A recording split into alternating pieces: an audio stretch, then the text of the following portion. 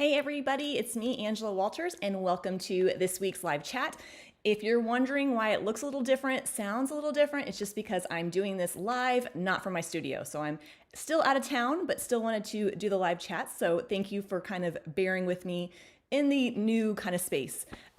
Normally my live chats are on Thursday, and yesterday I was so ready to do it. I was logged on and ready to go, but there was an outage with Starlink across the world, and so I didn't have any internet, so we moved it to today. So thanks for being flexible with that. You just gotta love technical difficulties, right? You just gotta roll with it and just understand, well, heck, that's kind of stuff that's gonna happen.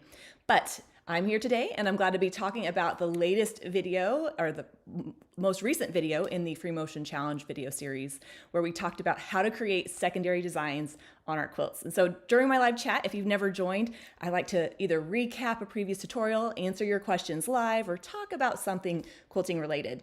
Now, the Free Motion Challenge Quilting Along is just a really long name for like a video series where we work through a particular technique or design. And so this one, we're kind of right in the middle of, kind of getting close to wrapping it up, is all about negative spaces. Now, when I'm putting together these video series, which is such an all-encompassing thing, it's such a big kind of project, but it's so much fun. And when I was thinking about what I wanted to teach in the negative spaces free motion challenge, I really kind of waffled on this latest video. So creating secondary designs. And the reason is, it's so abstract, right? It's not like learning a swirl where I can say, do step 1, 2, 3, and 4. No, it's more like an abstract technique that you apply to your quilts. So usually in my experience, technique videos or techniques are best taught in live classes, and then your design-based are best for videos. But I kind of waffled back and forth, and I'm like, you know what? It's just so much fun to do. Hopefully you all can kind of look past the idea that it is so abstract and really have fun with it. So if you haven't seen that video tutorial, be sure to check it out. It's on my YouTube channel, because I talk about ways that you can look at your quilts and create those secondary designs. Now, if you are new to free motion quilting and you might be thinking, okay, this sounds very difficult. Actually, it's not. You can make it as basic and as complex as you want. So it's really one of those techniques that fit us no matter where we are on our free motion quilting journey. So in this live chat, I'm basically going to make my persuasive argument to make you like it as much as I do. I have quilted examples of what we talked through, maybe some tips that didn't make it into the tutorial. And so hopefully, if you were kind of on the fence on trying this idea, hopefully this will kind of sway you over to it. So without any ado, let's continue on with that. If you are just joining and you're like, I don't know what she's talking about, well, the Negative Spaces Free Motion Challenge Quilting Along is a mouthful, but there's links in the description box below that you can check out all about it. And even if you've been watching and you haven't been quilting along, it's totally fine. These videos stay on my YouTube channel indefinitely. So they're there whenever you're ready for them. I don't want anybody feeling guilty because they haven't done it, because it's what they're here for. Like, we just do it when we can get to it. So super excited about that. All right, so throughout the video series, we've been working on this panel, and a great kind of comment came up in the type chat before we started. Teresa was like, oh, there's a lot of stuff going on in that challenge panel. This is more like a sampler, like a class sampler. I probably wouldn't quilt a quilt with all the stuff like this, but it's meant to be kind of like a design inspiration where you can look at it and try different techniques on your quilts. Okay, so we know that this idea of creating secondary patterns is abstract, right? Every quilt that you work on is going to be different. So there's not, that set number of steps to follow. And I know for some quilters that can be scary, right? There's those quilters out there, they're like, I want to know the rule to follow and the steps to do. But I am going to give you some practical things to look at when you're looking at your quilts, if you want to try this technique. So first, when I say secondary patterns, I'm just talking about using the quilting to break up that background into more manageable chunks, while also creating a semi-different effect in that background. So really, I think it sounds like fancier than it actually is. So instead of secondary patterns, you can think of it as, I'm breaking up this area into smaller chunks. But since every quilt is different, how do we go about that? The first thing I usually do is I look to the piecing on the quilt. Usually, I'm not just quilting one big piece of fabric. There are blocks and things I can use as inspiration. It's kind of funny because I was thinking about, and I think I said in this video, I've stood over many of quilt and just kind of like looked at and made little, like, where would this line go? And I'm sure I look crazy to the outside viewer, but really I'm just kind of imagining what would happen if this line went here or this line went there? What if it ran into another line? I'm just kind of, I don't know, playing around with it, kind of imagining it.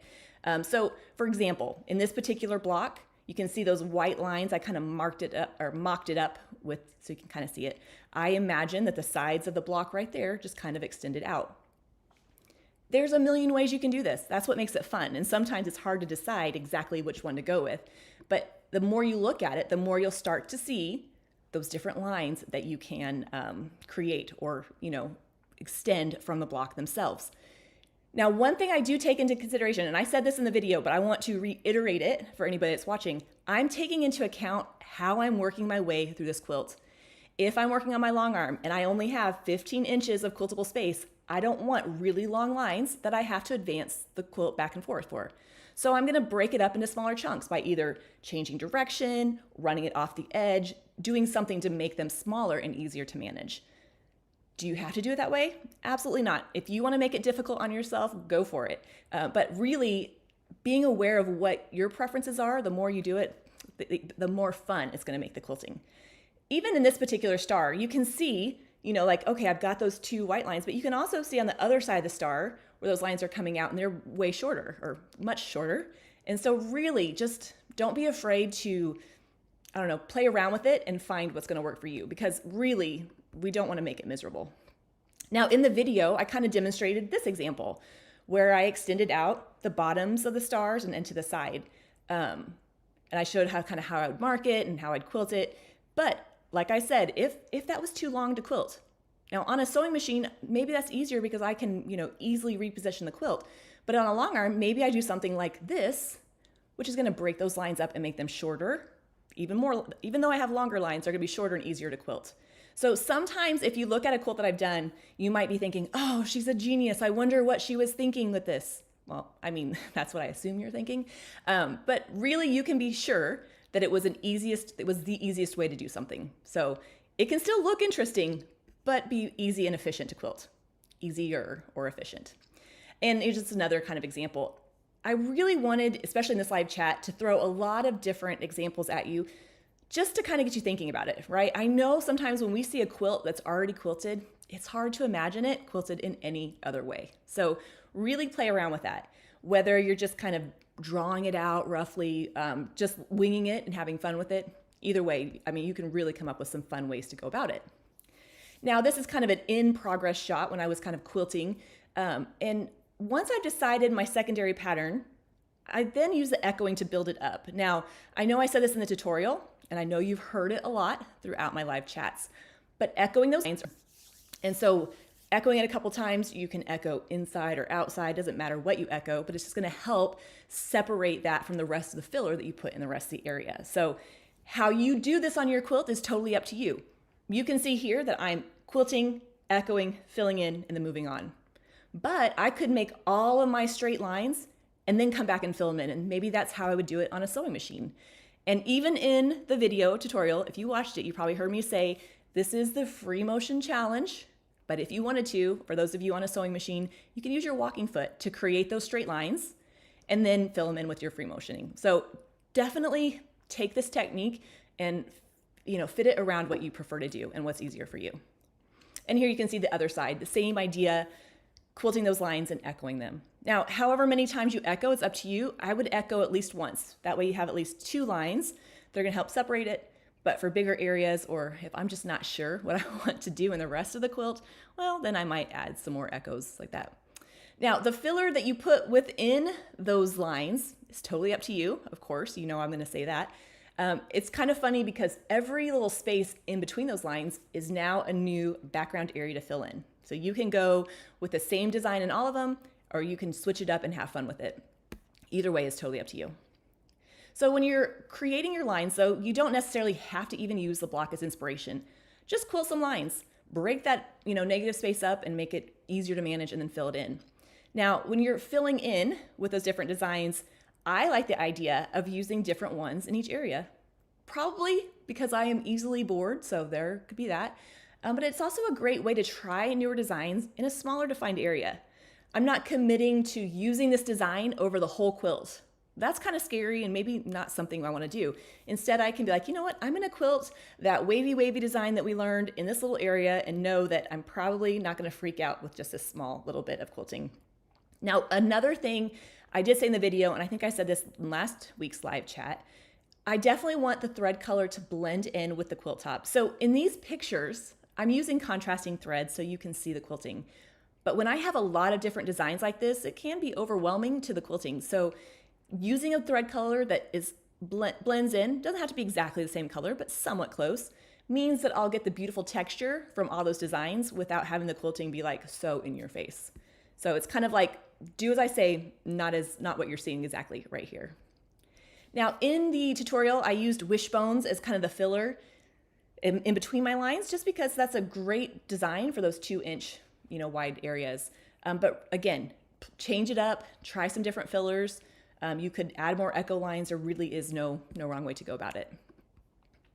So then I was kind of pulling out some real life quilted examples of this technique, just because I want you to see, first of all, I do like this technique and use it on my actual quilts, but mostly just for inspiration, just so that maybe if you are looking at a quilt, it will help, give you an idea to think about. But I will say the more you do it, the more you'll be able to imagine where these lines will go. So this particular quilt is the Thistle quilt. It's one from the Midnight Quilt Show from back in the day. But there's my star block, and you can see how I quilted the lines so they extend out from the sides and kind of create that secondary pattern. Super fun. Doesn't take that much longer than doing swirls over the whole area, but I think it really kind of highlights the star block, and then especially with the straight lines extending from the other points as well. So same kind of idea, just a little bit different application. What I love about this technique is that it works in background areas of all sizes. It can work in smaller sizes. I'll show you some in a second. It can work in bigger background areas like this quilt. Now this quilt is very similar to one I showed in a previous live chat where I showed how to do the OG design on the sides. But in this example, I used this technique to create secondary patterns by extending the piecing. I thought it was so much fun. It was so amusing to me, so I really love doing it. But here we can kind of see a little bit of the quilting. Now, when you see a quilt already done, it's really hard to see the path. Like, where did I start and where did it end up at? And so I took a second and just kind of went through the pictures and added some lines so that you can maybe see the quilting in a little bit more detail. But there you can see I'm extending the piecing, kind of having it go in different directions. Again, you know why, right? Because I'm dealing with, limited or a confined area. And then I echoed around it and filled it in. So same thing that we've talked about, but just having fun with it.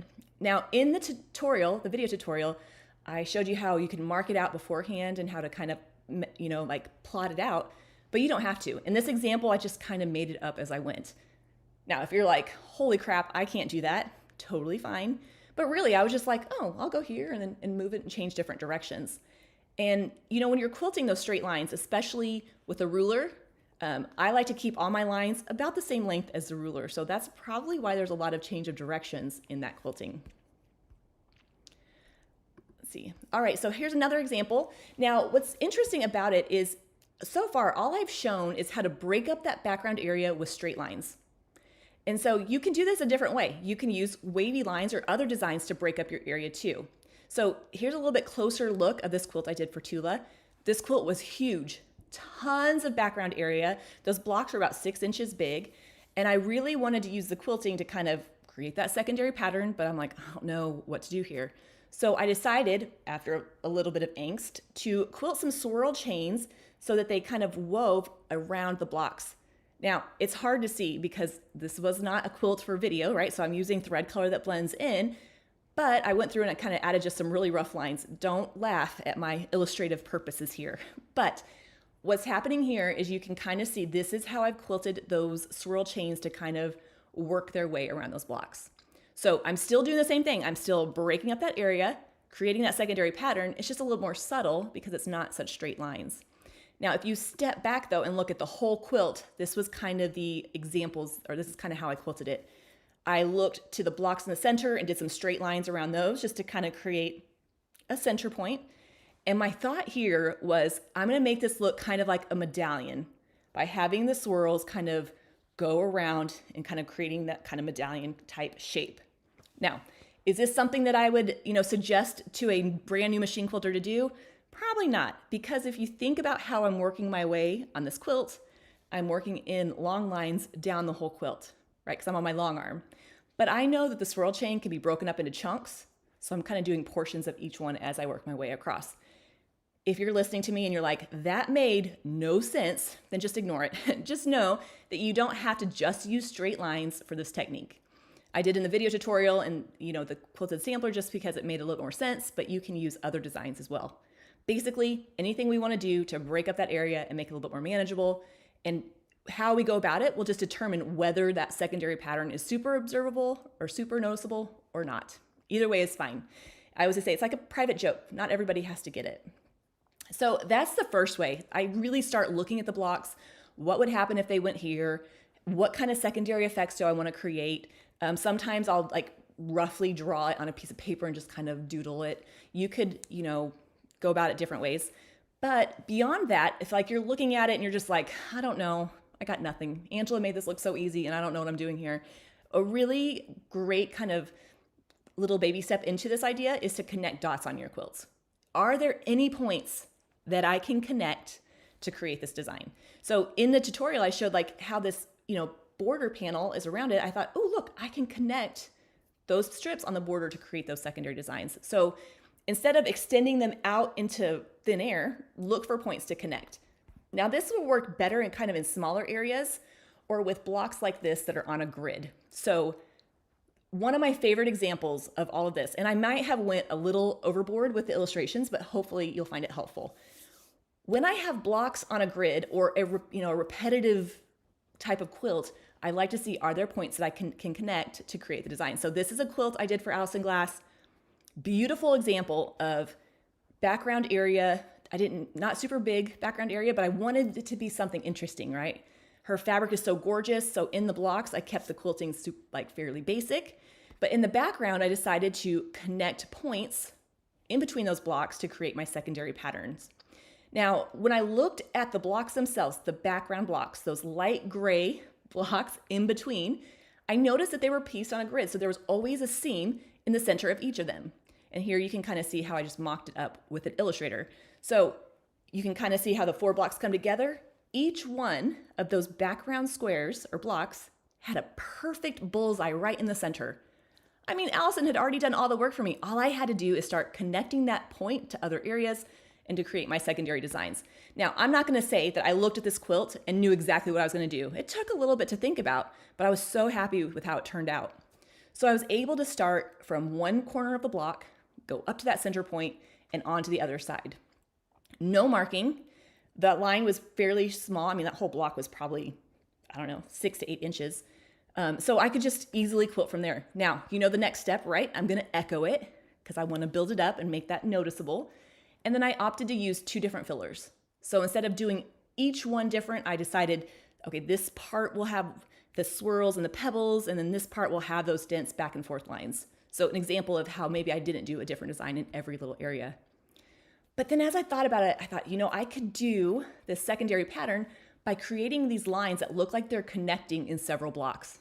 So in some of the blocks, I did something like this, where I quilted a line from one corner all the way to the other side using that center seam as my guide and then echoed on both sides. And then you can see, all right, here's where that kind of secondary pattern starts to come out. This does take a little bit more forethought. I had to kind of plot it out a little bit more, but it was worth the effort because once I got to quilting, I knew kind of exactly what I needed to do in each block. I trusted that it was going to look good when it was all done, and it really created a cool kind of secondary design that I think adds interest to the quilt, but doesn't take away from the fabric, which ultimately was the most important part of the quilt. So if we look to the whole quilt, this is kind of how I mocked it up. So I had some squares and I just kind of built them up. So this is what the background quilting looks like. I thought it'd be easier for you to imagine what that looked like over the whole quilt. So I could have just done one of these squares and blew it, kept it going. I could have done a million different things. And so really it's the fun of it is knowing that there are so many different options. Now, again, I'm not showing you this because I want you to be like, oh, I don't want to do that. I can never do that. But I'm just breaking it up, just connecting those dots. The hard part, I think, is trying to decide the plan. But once you get the plan, it's easy to kind of follow through with it. Now, as I fell down the rabbit hole of previously quilted quilts, For those of you that don't know, I used to quilt for customers for a long time, and Allison was one of my customers. And so I found another quilt I had done for her, the same exact pattern, but just flipped around. So the dark gray quilt, those print blocks are actually the gray blocks in the other one. So hopefully you can kind of see, it's like the reverse of it. And so when I was doing this one, I'm like, okay, how am I going to quilt this quilt? Because now I'm working with different kind of areas, right? Different background areas. And one thing about myself is I never like to do the same thing on multiple quilts. Again, it's that kind of getting bored part, or, I like to keep it interesting. So for this particular quilt, after a while, I decided, I'm going to create secondary patterns to just go like in a diagonal line across the whole thing. Maybe, in the main chunk, and then just do something different in the rest of the blocks. You don't have to do something over the whole quilt. And I know I said that in a previous tutorial when we saw the movement, how to add movement with the wavy design.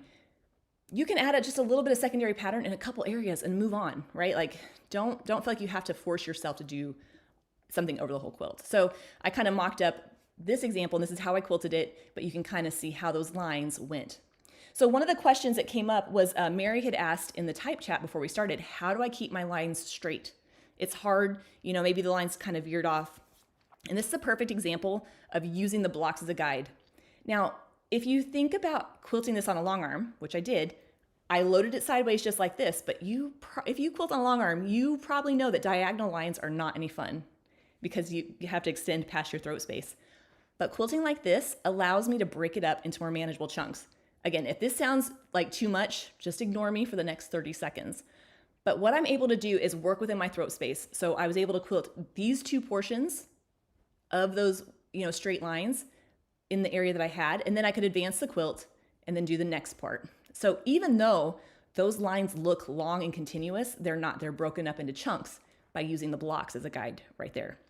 And then even for the wishbone, I would just quilt part of the wishbone and then pause and kind of resume as I work my way down. Again, that might be next level. I never want anything to be too overwhelming, but the idea here is you can break these things up and make them easier to manage. And even if it looks like it's very complex, chances are I probably did something because it's easier to do it that way. So there you can see, again, breaking it up. I didn't do the whole quilt. I left the corners for a little something different. I can't remember why. I was probably feeling artsy at that point. But I just did a little bit something different in the two corners just to give it a little different look. Now, we had saw in the very first video of this challenge where I talked about selective echoing, where you only echo parts of a quilt block. And lo and behold, I came across this picture. I was like, oh yeah, look, there's that example. I didn't echo around the whole quilt or the whole block. I just echoed around 4 of the points. So selective echoing, again, just gives you a different look.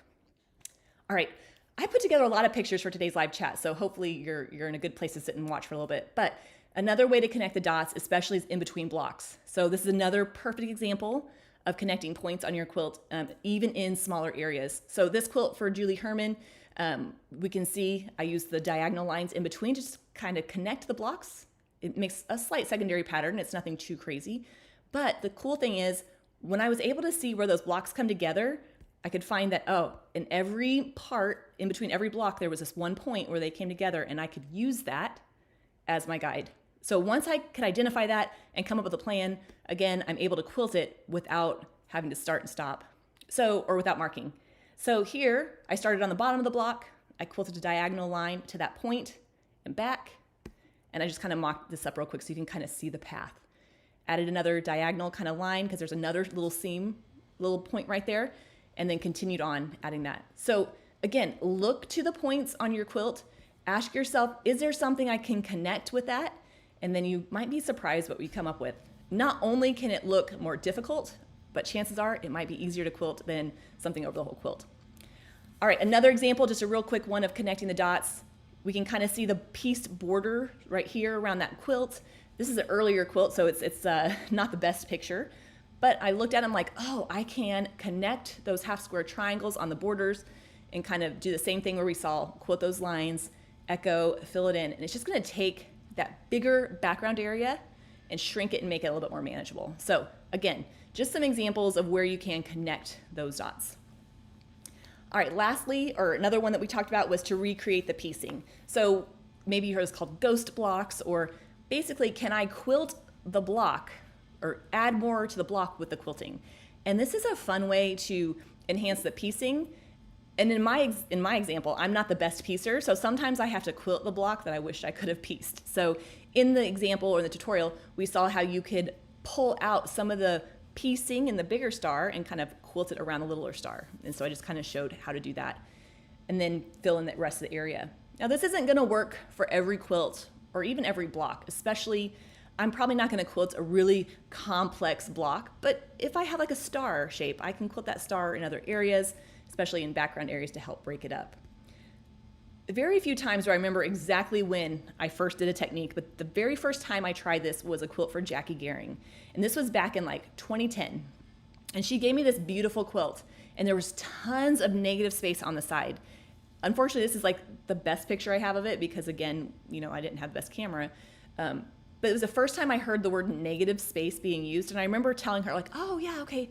She's like, I want the quilting in the negative space to do such and such. And I had to go home and Google negative space because I had no idea what she was talking about. But after a while, looking at this big chunk of background area, I thought, you know, it'd be fun. Let's take that same kind of, you know, shape, wedge kind of shape she has in the piecing and then do it in the background. And I really loved how it turned out. Since her piecing was, you know, organic, improvisationally pieced, I knew the quilting didn't have to be perfect. And so that made it a lot more fun. So then I came through, here's where I just kind of mocked up where I quilted it because I know it might be hard to see on your screen. Again, quilting that shape just to kind of recreate those blocks, using echoing to separate it from the filler, and then filling in the rest of this. Patty, I'm glad you're loving all the pics. I'm kind of like reading the comments too. Sometimes I get super like lost in that rabbit hole and I want to show you all the things. But you know, I'm glad you're enjoying it. So anyway, you can see a little bit closer picture there. So is there some kind of piecing you can recreate? Again, not gonna be for every quilt, not gonna be for those more complex blocks, but definitely fun when it happens. This is a quilt I did for Tula Pink, and again, lots of background area. We've already seen this quilt actually when we talked about adding movement, but now I'm pulling it out again to show you the secondary design with the blocks. So you can see those hexagons. I just kind of continued the quilting out into the background area and kind of finished the blocks that were kind of cut off. And here you can kind of see a rough mock-up of it. Not super polished, but you get the main idea.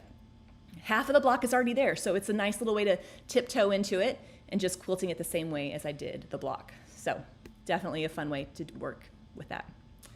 Another thing we saw, and I just showed a quick quilt. I didn't demonstrate it, but I kind of just like showing how you can build up your blocks too. So as you're looking to that background area, continuing on the piecing, here we can kind of see a kind of close-up picture, just kind of breaking that background area up into chunks, but in this way, I'm making it look like it's piecing and then quilting it in there.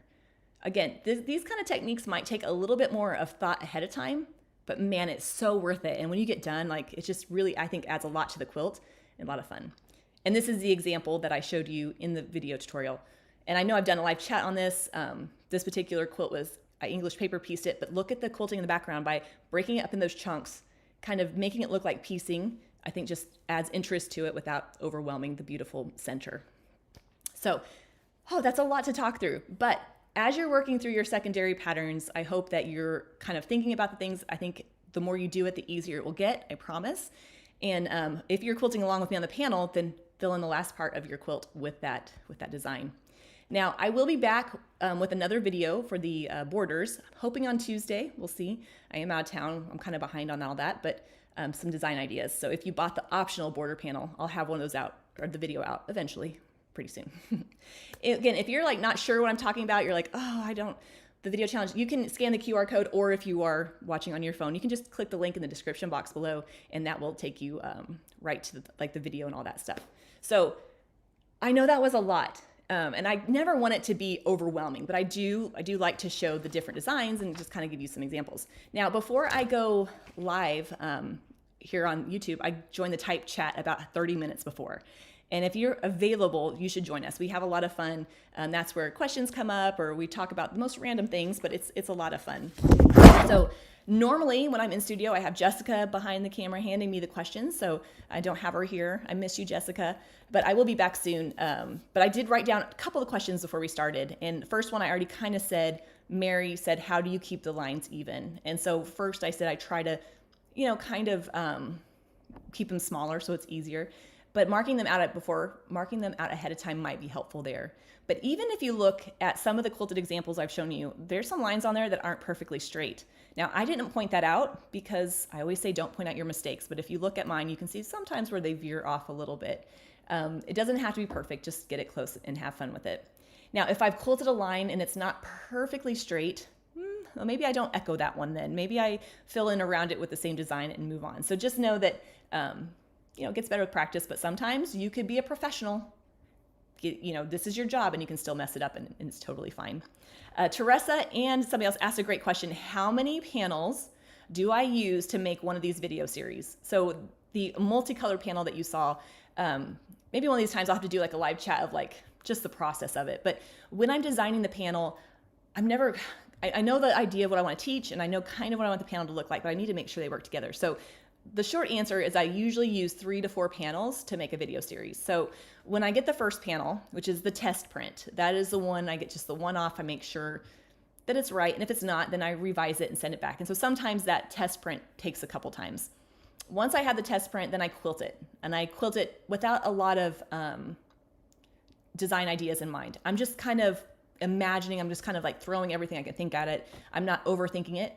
I'm just kind of like just having fun with it. And then once I'm done, I think, okay, these are the things that work really well in this panel. These are the things I think I kind of start grouping up the concepts I want to teach into videos.